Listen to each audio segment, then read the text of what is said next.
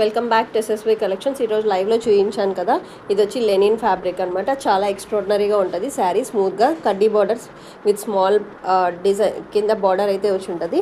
Just for 420 rupees, free shipping. So ఇందులో అయితే మనం కలర్ చార్ట్ చూద్దాం, ఓకేనా. గ్రీన్ కలర్, సో కలర్స్ చూడండి.